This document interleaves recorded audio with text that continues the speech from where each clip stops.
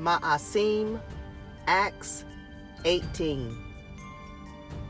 After these things, Paul departed from Athens and came to Corinth, and found a certain Yehudi named Aquila, born in Pontus, lately come from Italy, with his woman Priscilla, because that Claudius had commanded all Yehudim to depart from Rome, and came unto them. And because he was of the same craft, he abode with them, and wrought, for by their occupation they were tent makers. And he reasoned in the synagogue every Shabbat, and persuaded the Yehudim and the Yavanim.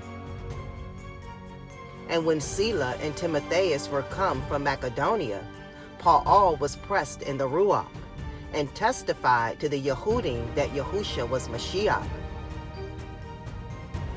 And when they opposed themselves and blasphemed, he shook his raiment, and said unto them, Your blood be upon your own heads. I am clean. From henceforth I will go unto the other nations. And he departed thence, and entered into a certain man's house, named Titus, one that worshipped Yah, whose house joined hard to the synagogue. And Crispus, the chief ruler of the synagogue, believed on Yahuwah with all his house, and many of the Corinthians, hearing, believed in Yahuwah, and were immersed. Then spoke Yahuwah to Paul in the night by a vision, Be not afraid, but speak, and hold not your peace. For I am with you, and no man shall set on you to hurt you, for I have much people in this city. And he continued there 1 year and 6 months, teaching the word of Yahuwah among them.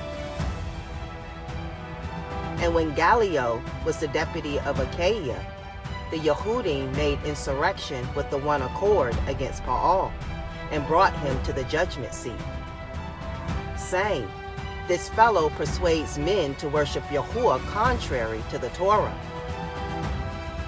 And when Paul was now about to open his mouth, Gallio said unto the Yehudim, If it were a matter of wrong or wicked lewdness, O ye Yehudim, reason would that I should bear with you.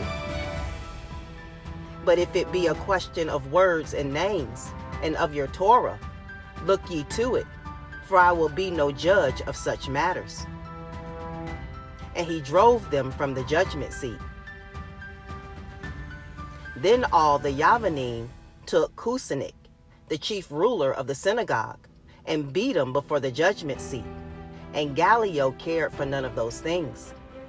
And Paul after this tarried there yet a good while, and then took his leave of the brethren, and sailed thence into Aram, and with him Priscilla and Aquila, having shorn his head in Centrea, for he had a vow. And he came to Ephesus, and left them there, but he himself entered into the synagogue, and reasoned with the Yehudim. When they desired him to tarry longer time with them, he consented not, but bade them farewell, saying, I must by all means keep this feast that comes in Jerusalem, but I will return again unto you, if Yahuwah will. And he sailed from Ephesus. And when he had landed at Caesarea, and gone up, and saluted the called out assembly, he went down to Antioch.